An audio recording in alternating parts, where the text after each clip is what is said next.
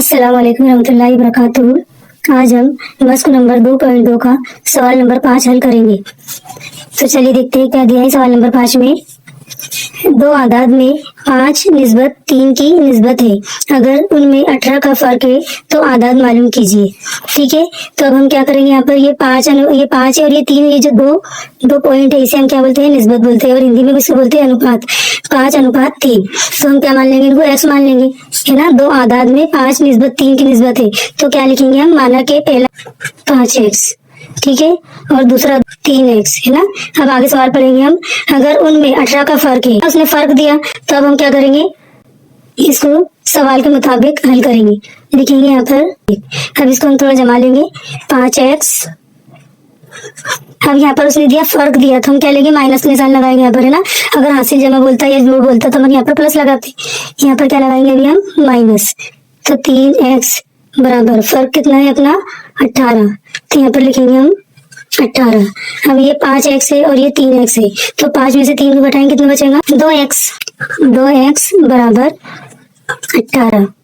ठीक है, अब देखो ये 2 के जरब में क्या है, x है, x के जरब में 2 है, तो हम 2 को क्या करते, ये जो सामने वाला है उसके बटे में भेज देते, इसके बटे में कुछ नहीं, मतलब 1 है, तो 2 का जरब हम बटे में कर देंगे, तो हमें क्या पता चल जाएगा, x की वैल्यू मालूम हो जाएंगी। तो ये x बराबर 18/2। ठीक है, अभी हो जाएगा 2 एकम 2, 2 नाम 18, ये 2 के पहाड़े से पूरा डिवाइड हो जाएगा। तो x की वैल्यू क्या मिलेंगे हमें यहाँ पर, 9। x बराबर क्या मिला, 9।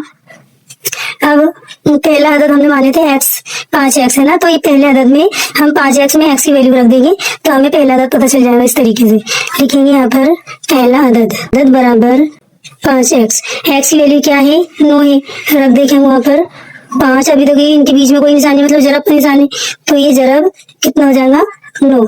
तो ये 5 का पहाड़ा 9 बार पढ़ेंगे हम, तो पचनाम कितना हो जाएगा, 45। मतलब हमारा पहला अदद क्या था, 45। अब लेंगे हम दूसरा अदद, क्या माने थे हमने, 3x, तो लिखेंगे दूसरा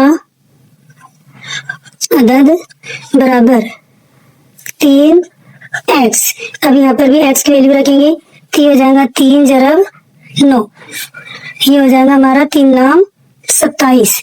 तो दूसरा अदद क्या निकला हमारा, 27। ठीक है, और अब दोनों का फर्क देख लेते हैं हम कि 18 आ रहा कि नहीं।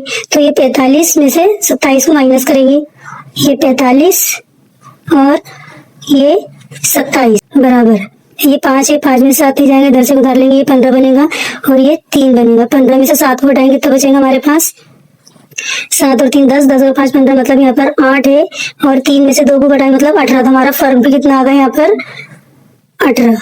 तो मतलब ये हमारा आंसर बिल्कुल 100% सही है।